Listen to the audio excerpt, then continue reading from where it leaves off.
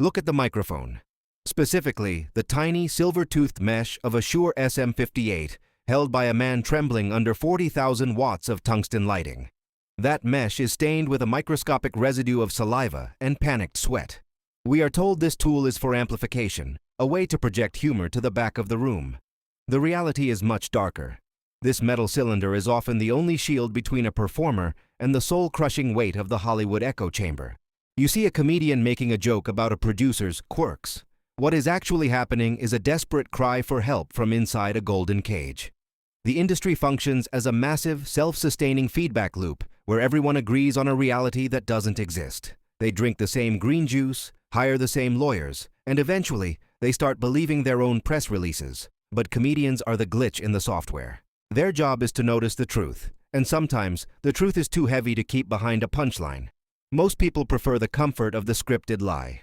If you are ready to graduate from the mere audience to the inner circle that actually understands the mechanics of the deception, you need to subscribe now and join this collective of the awake. The parallel timeline of Hollywood is a masterpiece of public relations. On the surface, we see the 1990s talk show circuit as a golden era of light-hearted banter and promotional tours.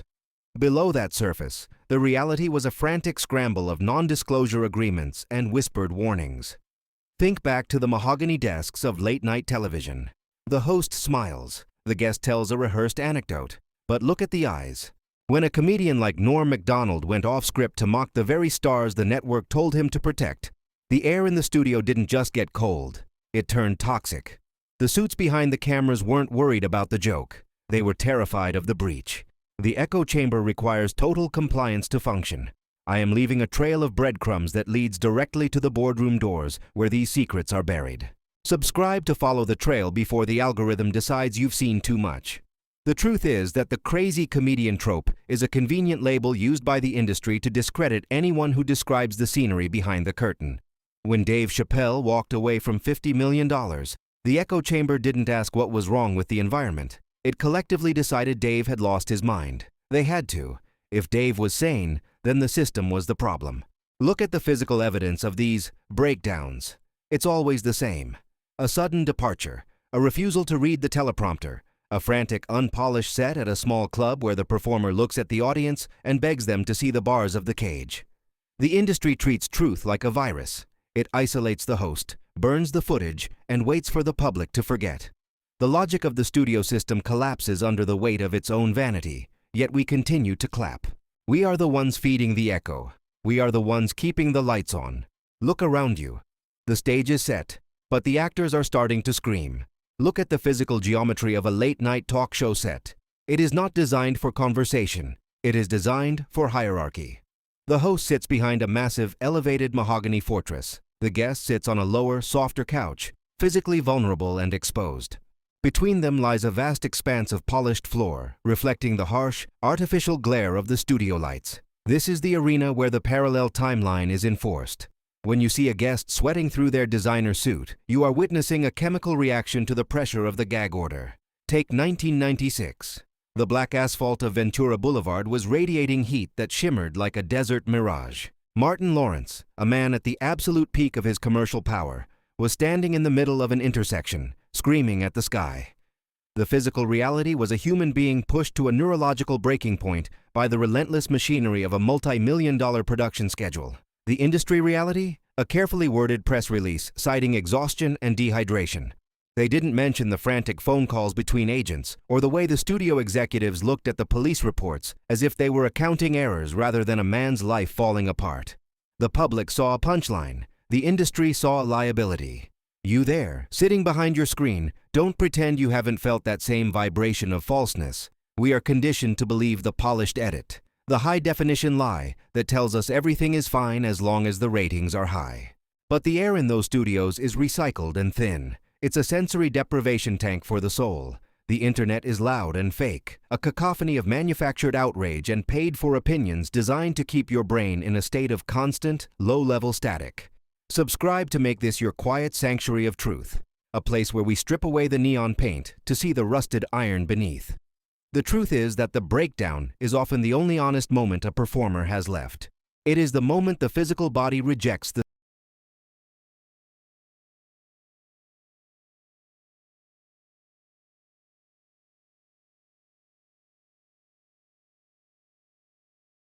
where the ransom is the performer's sanity. The mechanism of control isn't just a metaphor. It is written in 12-point courier font on heavy bond paper.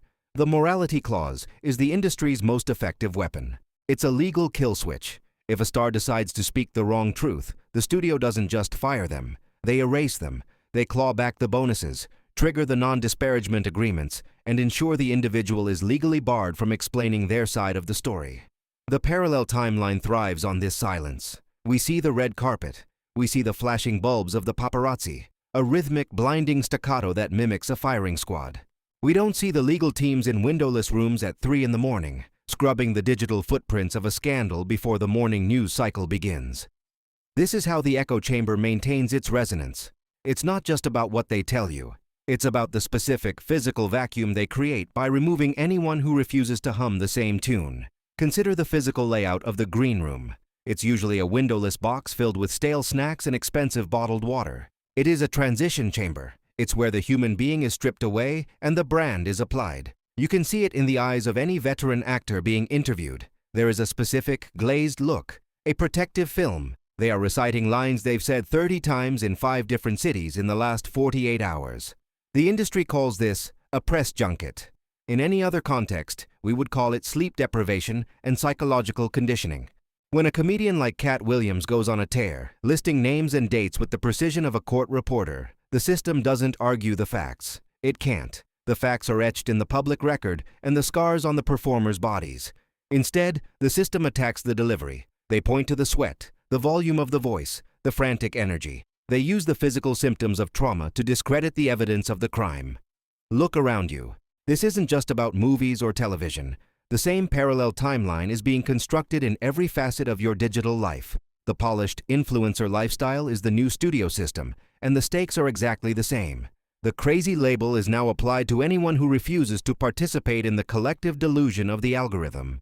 We are told that the chaos we see is just the way things are.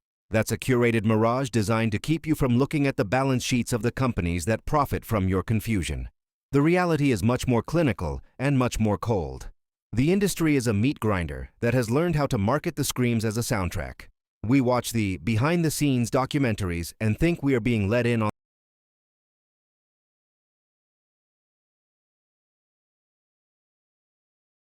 scenes doesn't have a camera.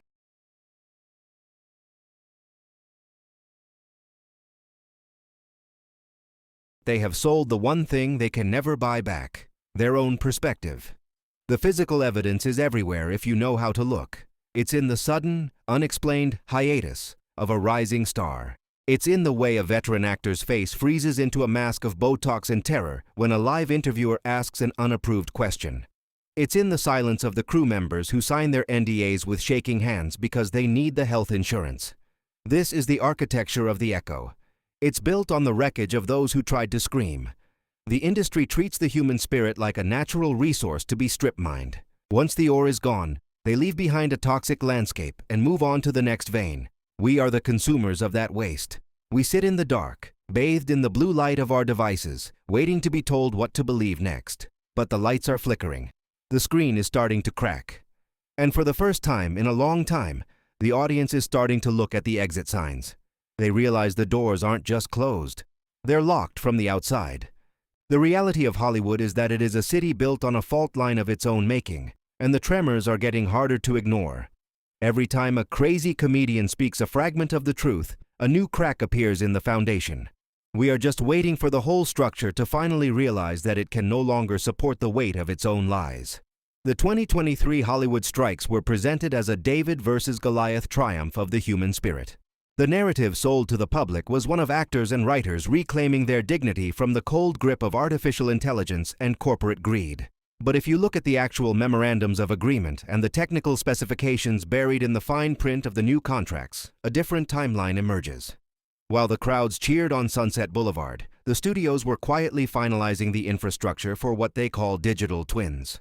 The reality is that the industry didn't agree to stop using AI. They agreed on the legal price tag for your replacement. We are witnessing the birth of a hybrid reality where the line between a living, breathing performer and a high-fidelity render is being intentionally blurred until it disappears entirely. This isn't a theory. It is a line item in a budget. It is a sequence of code running on a server farm in Northern Virginia, processing the facial expressions of 1,000 dead legends to sell you a perfume you don't need. The echo chamber has become so loud that the industry has started to believe its own press releases. They have replaced the messy, unpredictable nature of human creativity with the sterile safety of data analytics. Look at the physical evidence of the modern blockbuster. The colors are muted, the lighting is flat, and every frame is saturated with a digital sheen that feels like looking at the world through a layer of surgical plastic. This is the visual language of fear. It is the aesthetic of a boardroom that refuses to take a risk. They use heat maps to track where an audience's eyes wander on a screen, and then cut the film to ensure your attention never flags for even a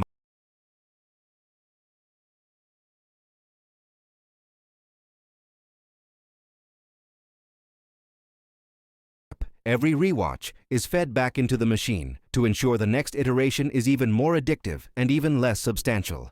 It is a feedback loop that leads directly to a psychological dead end. You can see the toll this takes on the human face. Observe the veteran actors during the press junkets for these billion-dollar franchises. Their eyes are glazed, their movements are stiff. They repeat the same rehearsed anecdotes across 50 different interviews in 5 different time zones. They have become biological extensions of the marketing department. They are trapped in a parallel timeline where they are celebrated as icons while being treated as high-maintenance hardware. The industry doesn't want artists anymore. It wants reliable assets that don't age, don't complain, and certainly don't develop a conscience. This is the ultimate destination of the echo chamber. A world where we only hear what the algorithm thinks we want to hear, and we only see the reflections of our own pre-existing biases, polished to a high-gloss finish by a team of 500 visual effects artists. Walking this path of truth requires a level of scrutiny that most people simply aren't prepared to exercise. It means looking past the neon lights and the red carpets to see the structural decay beneath.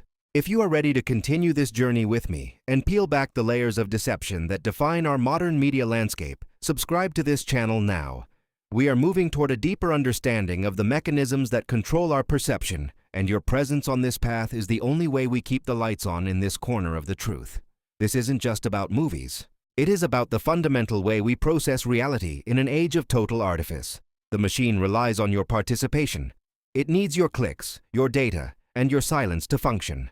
Most people are content to stay within the comfortable confines of the manufactured narrative, never questioning why every story feels the same or why every hero speaks in the same cynical quips. But you have already broken that spell. By subscribing to this channel, you are joining a select few who actually understand the systemic rot we are documenting here, a small group of observers who refuse to let the echo chamber dictate their thoughts. We are building a sanctuary for the critical mind in a world that is increasingly hostile to anything that cannot be quantified by a spreadsheet. The reality of our situation is far more urgent than a simple critique of pop culture. We are losing the ability to distinguish between what is real and what is a high-resolution simulation of reality. The industry has successfully turned our own memories against us, using nostalgia as a weapon to keep us anchored in a past that never actually existed. They are selling us a dream while they harvest the waking world for parts. The screen is no longer a window to another world. It is a mirror reflecting a distorted, hollowed-out version of our own humanity. The tremors are getting stronger. The cracks in the foundation are widening. The only question left is whether you will be standing inside the structure when it finally decides to give way under the immense pressure of its own contradictions. The truth is that the most radical act you can perform in this environment is to stop looking, to disconnect from the algorithm, to refuse the next hit of dopamine-laced content. The industry thrives on your constant engagement, your endless scrolling, and your desperate need for the next distraction. It fears your silence more than it fears your criticism, because in the silence,